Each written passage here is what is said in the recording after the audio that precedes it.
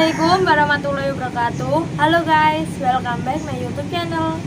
Oke, jadi aku di sini mau mewakili kelompok aku mempresentasikan tugas kelompok yang kemarin kami kerjakan bersama-sama, yaitu peta konsep. Peta konsepnya berjudul radiasi elektromagnetik. Di peta konsep ini kita membahas 5 pembahasan. Yang pertama adalah pengertian gelombang elektromagnetik, yang kedua adalah spektrum gelombang elektromagnetik, yang ketiga dampak radiasi elektromagnetik, yang keempat langkah mengatasi radiasi elektromagnetik, dan yang kelima adalah hipotesis. Kita akan membahas yang pertama dulu, yaitu pengertian elektromagnetik. Apa sih gelombang elektromagnetik itu? Gelombang elektromagnetik adalah gelombang yang memiliki muatan energi listrik dan magnet tanpa memerlukan media lambat, yang artinya gelombang elektromagnetik dapat melambat meskipun dalam ruang hampa. Yang kedua, kita akan membahas tentang spektrum gelombang elektromagnetik. Spektrum gelombang elektromagnetik dibagi menjadi 7. Yang pertama adalah gelombang radio, yang kedua adalah gelombang mikro, yang ketiga adalah sinar inframerah, yang keempat adalah cahaya tampak, yang kelima adalah sinar ultraviolet, yang keenam adalah sinar X, dan yang ketujuh adalah sinar gamma. Kita membahas yang pertama dulu, yaitu gelombang radio. Dalam sistem penyiaran radio, gelombang radio digunakan untuk membawa sinyal suara atau audio dari stasiun pemancar radio ke pesawat penerima radio.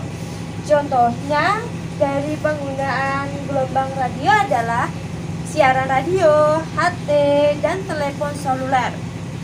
Lanjut yang kedua, yaitu gelombang mikro. Gelombang mikro ini dimanfaatkan pada pesawat radar yang berfungsi untuk membantu keamanan pendaratan pesawat terbang komersial maupun untuk kepentingan militer. Selain itu, gelombang mikro juga digunakan dalam peralatan masak, yaitu oven microwave. Kita lanjut yang ketiga adalah sinar inframerah. Dalam satu penggunaan populer, sinar inframerah pada saat ini adalah remote control untuk peralatan elektronik seperti TV, AC, dan VCD. Selain itu juga digunakan sebagai laser inframerah yang digunakan dalam sistem berkode, baik di bidang perdagangan maupun database kesehatan. Kita lanjut keempat, cahaya tampak. Cahaya tampak merupakan bentuk radiasi elektromagnetik yang dapat dideteksi oleh mata manusia. Salah satu contoh cahaya tampak adalah pelangi, karena kita bisa melihatnya secara langsung dengan mata kita. Kita lanjut yang kelima, yaitu sinar ultraviolet. Sinar ultraviolet merupakan gelombang elektromagnetik dengan rentang frekuensi 10⁻15 Hz sampai 10⁻16 Hz. Manfaat sinar ultraviolet dalam kehidupan sehari-hari yaitu mendeteksi keaslian uang kertas, yang kedua fotosintesis pada tumbuhan, dan yang ketiga adalah membunuh bakteri. Kita lanjut yang keenam, yaitu sinar X. Sinar X merupakan salah satu bentuk radiasi elektromagnetik karena sinar X memiliki energi yang lebih daripada cahaya tampak. Maka sinar X dapat menembus tubuh manusia. Manfaat sinar X dalam kehidupan sehari-hari yaitu yang pertama, melihat bagian dalam tubuh tanpa harus melakukan pembedahan, dan yang kedua adalah menghilangkan bakteri berbahaya dari satu produk kalengan makanan laut. Kita lanjut membahas yang ketujuh, yaitu sinar gamma. Di antara anggota spektrum gelombang elektromagnetik, sinar gamma memiliki daya tembus paling besar. Sinar gamma dihasilkan oleh atom-atom yang tidak stabil pada reaksi inti.